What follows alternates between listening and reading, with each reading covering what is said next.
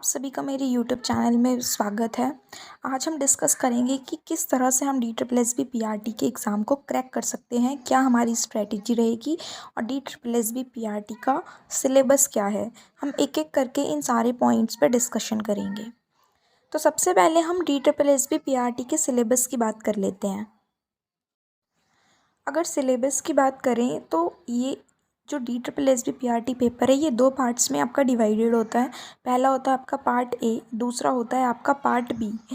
ये टोटल जो पेपर होता है ये 200 मार्क्स का पेपर आता है और 200 ही इसमें क्वेश्चंस होते हैं। ठीक है। अब ये जो पार्ट ए है उसमें 5 सब्जेक्ट्स होते हैं और पार्ट बी में उसका पार्ट बी जो है वो आपका सब्जेक्ट कंसर्न होता है, वो अलग है, वो मैं आपको बताऊंगी थोड़ी देर में। तो पहले पार्ट ए की बात करते हैं।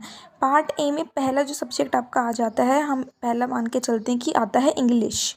इंग्लिश आपकी 20 मार्क्स की आएगी, 20 क्वेश्चंस ही होंगे, पर क्वेश्चंस 1 मार्क्स का होगा। हिंदी भी आपकी सेम 20 मार्क्स की आएगी, 20 क्वेश्चंस। मैथ्स भी 20 मार्क्स, 20 क्वेश्चंस।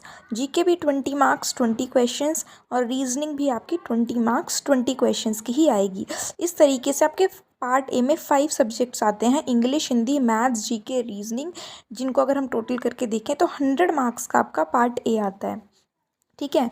अब आ जाते हैं पार्ट बी पर। पार्ट बी में अगर आप देखेंगे तो पार्ट बी में आपको पेडागॉजिकल क्वेश्चंस दिखते हैं और साइकोलॉजिकल क्वेश्चंस दिखते हैं। तो हम बोल सकते हैं कि पेडागॉजी में और पेडागॉजी में आपके पेडागॉजी बोल रही हूँ, पार्ट बी में आपके पेडागॉजी और साइकोलॉजी दोनों आ जाती है और थोड़े बहुत आपकी एजुकेशनल फील्ड से भी कुछ क्वेश्चंस आ सकते हैं। तो ये आपका पार्ट बी रह जाता है। इसमें 100 क्वेश्चंस आते हैं और ईच क्वेश्चंस जो होते हैं वो आपके 100 मार्क्स के होते हैं इसमें भी। तो इस तरह से आपका पार्ट ए और पार्ट बी जो कि ईच 100 मार्क्स या 100 क्वेश्चंस कंटेन करते हैं, टोटल मिला के आपके 200 मार्क्स के बन जाते हैं। Part A plus part B, 100 questions हर पार्ट में आपके आते हैं, तो 200 मार्क्स का आपका टोटल ये पेपर होता है। अब आ जाते हैं नेगेटिव मार्किंग में कि इसमें नेगेटिव मार्किंग है कि नहीं है। तो जी हाँ, बिल्कुल DSSB एग्ज़ाम्स में नेगेटिव मार्किंग होती है। यहाँ पर भी 1/4 की नेगेटिव मार्किंग है, मतलब कि 0.25 की नेगेटिव मार्किंग है। तो नेगेटिव मार्किंग का मतलब तो आपको पता ही होगा, लेकिन फिर भी जिनको नहीं पता है, जो न्यू कमर्स है, उनको बता देती हूँ कि अगर आपको 1 नंबर दिया जाता है, आपने कोई एक सवाल सही किया और आपको 1 नंबर उस पर दिया जा रहा है, ठीक है, आपको 1 नंबर मिल गया। लेकिन वहीं यहाँ दूसरा सवाल है, आपने कुछ आंसर किया उसका टिक, लेकिन आपका वो आंसर गलत हो गया, तो उस क्वेश्चन, वो जो गलत क्वेश्चन आपका हुआ उसका तो 1 नंबर कटेगा ही कटेगा, लेकिन आपने गलत किया है तो 0.25 उस गलत होने के भी आपके अलग से कटेंगे। तो आपके 1.25 नंबर कटेंगे उस एक क्वेश्चन के गलत होने पर, जो कि सिर्फ 1 मार्क्स का था।